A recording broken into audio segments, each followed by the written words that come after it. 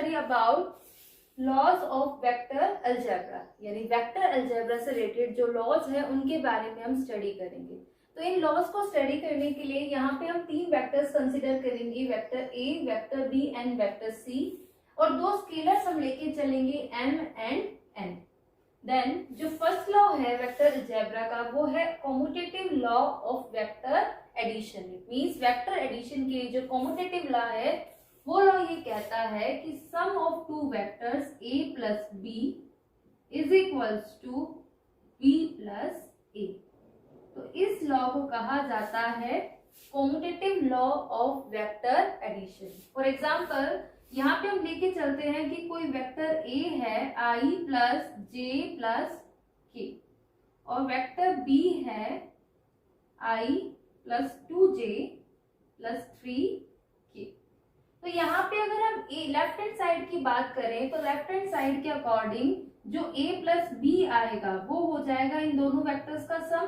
तो उसे हम लिख सकते हैं i प्लस जे प्लस के that is vector a plus में i plus 2j plus 3k that is vector b। तो यहाँ पे जब हम इसे ऐड करेंगे तो ब्रैकेट ओपन हो जाएगा, तो यहाँ पे i प्लस i मिलके बना लेंगे 2i, j प्लस 2j मिलके बना लेंगे 3j और k प्लस 3k मिलके बना लेंगे 4k। अगेन यहाँ पे हम राइट हैंड साइड कंसिडर करते हैं, तो राइट हैंड साइड है vector b plus vector a, तो ये इक्वल हो जाएगी b वेक्टर को आप लिखेंगे पहले that is i plus 2j plus 3k plus में a वेक्टर जो है i plus j plus k। इन दोनों वेक्टर्स को हम ऐड करेंगे तो ये ब्रैकेट ओपन करेंगे, तो यहाँ पे i प्लस i फिर से बना लेगा 2i, 2j प्लस j बना लेगा 3j और 3k प्लस k मिलके बना लेगा 4k। मान लीजिए इक्वेशन नंबर फर्स्ट है और इक्वेशन नंबर 2 है। तो इक्वेशन नंबर फर्स्ट और सेकंड से आप देख सकते हैं कि जो राइट हैंड साइड है वो सेम है that is 2i plus 3j plus 4k। तो अगर राइट हैंड साइड इक्वल है तो लेफ्ट हैंड साइड भी इक्वल होनी चाहिए that is vector a plus b is equals to vector b plus vector a। So this law is called as commutative law of vector addition. जो second law है वो है associative law for vector addition. तो associative law को समझने के लिए आप तीन वेक्टर्स यहाँ कंसिडर करेंगे a b c such that a plus bracket b plus c is equals to a plus b plus में c। यानी ये जो दो वेक्टर्स पहले आप देख रहे हो ये b यहाँ पे था a यहाँ पे, तो ये एसोसिएट हो जाएंगे और b। तो इस तरीके से आप इसे लिख सकते हैं। आप इसे एग्जांपल से भी समझ सकते हैं। तो एग्जांपल के लिए हम तीन वेक्टर यहाँ पे कंसिडर करेंगे a b एंड c। तो यहाँ पे हम तीन वेक्टर्स ले लेते हैं such that vector a is equals to i plus 2j plus k, vector b is equals to 2i plus j plus k and vector c is equals to i plus j plus 2k।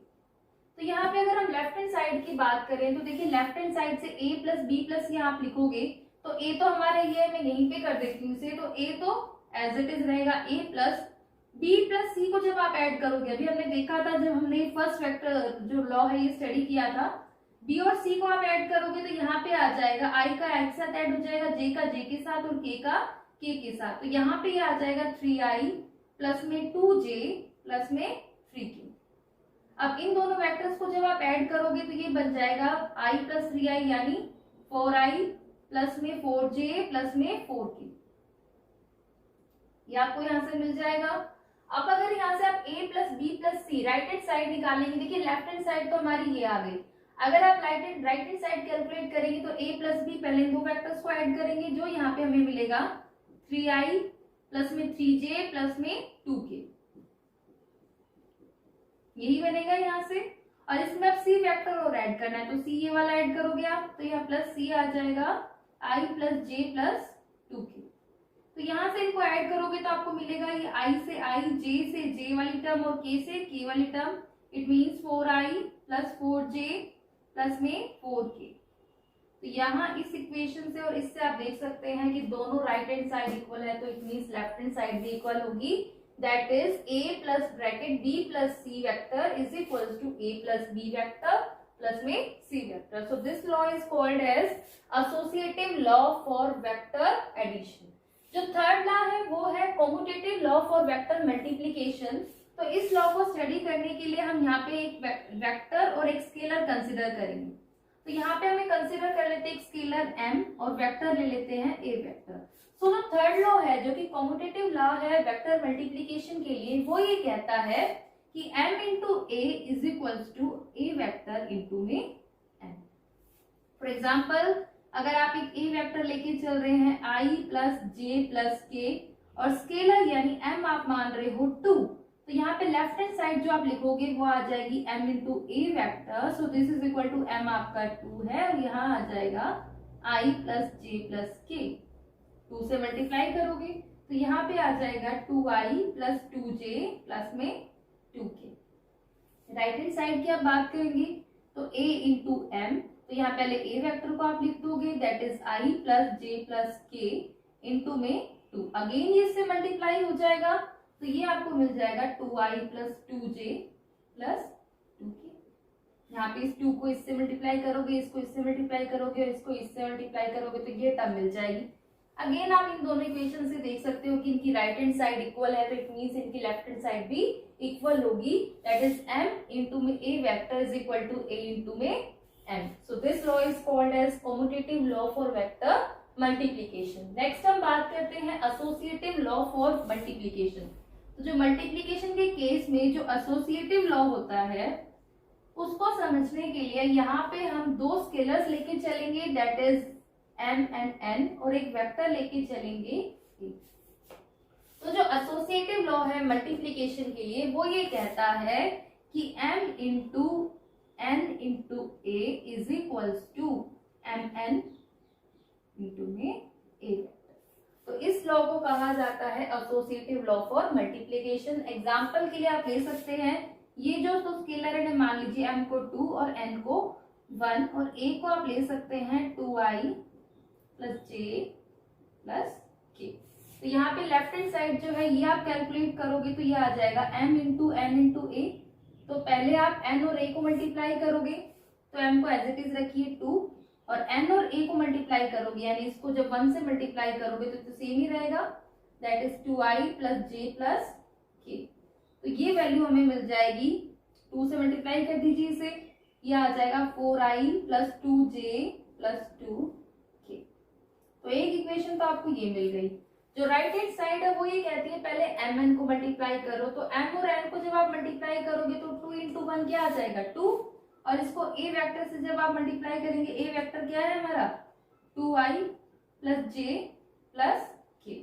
तो इसे जब आप multiply करोगे ये आ जाएगा 4i plus 2j plus 2k। तो ये जो इक्वेशन आप यहाँ से देख सकते हैं कि 4i plus 2j plus 2k and 4i plus 2j plus 2k। It means m into n into a is equals to mn into में a। Hence we can verify the law associative law for multiplication। Next हम बात करते हैं distributive law की।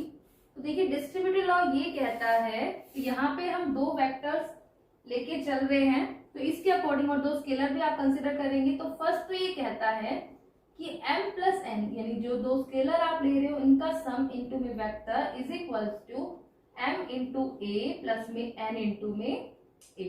और second part इसका ये कहता है कि कोई भी स्केलर आप ले रहे हो और यहाँ पे दो वेक्टर्स कंसिडर कर रहे हो a plus b, then this is equals to m into a plus में m into. So this a and b are together called as distributive law. आप एग्जाम्पल लेके भी यहाँ पे समझ सकते हैं। तो एग्जाम्पल से हमें समझने के लिए हम यहाँ पे जो फर्स्ट पार्ट है पहले a पार्ट की बात करते हैं। तो a पार्ट को समझने के लिए आपको m और n दो स्केलर लेने होंगे। तो यहाँ पे m को मान लेते हैं 1 और n को भी ले लेते हैं 1। a वेक्टर और लेना होगा हमें, तो a को हम मान लेते हैं 2i प्लस 3j प्लस में 4k। तो यहाँ पे पहले लेफ्ट हैंड साइड की हम बात करेंगे that is m plus n into में a वेक्टर। तो पहले m और n को ऐड करो तो 1 प्लस 1 क्या बनेगा 2 इंटू में a क्या है आपका 2i plus 3j plus 4k। तो ये आपका 2 से मल्टीप्लाई करिए इसे आ जाएगा 4i प्लस में 2 इंटू 3 6j प्लस में 2 इंटू 4 8 की।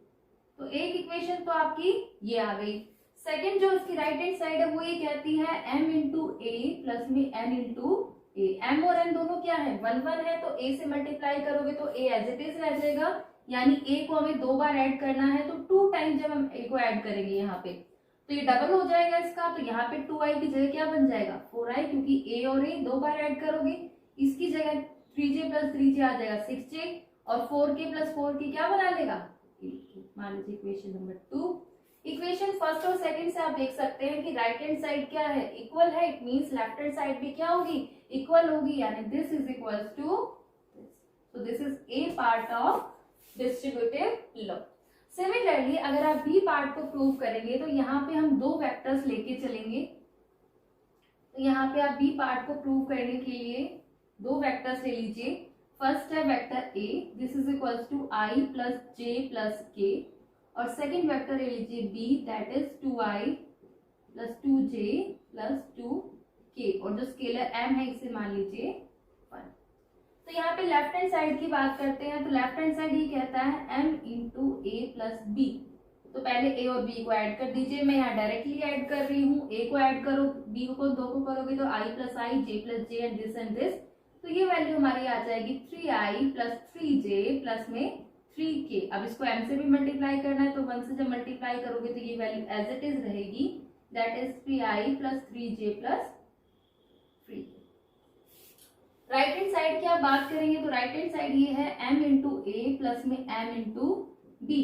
तो m क्या है 1 लिया आपने, तो a से मल्टीप्लाई करोगे तो एज इट इज रहेगा, b को जब आप 1 से मल्टीप्लाई करोगे तो b भी एज इट इज रहेगा। तो यहाँ पे जो ma प्लस mb है वो आपका बन जाएगा i plus j plus k plus में 2i plus 2j plus 2k।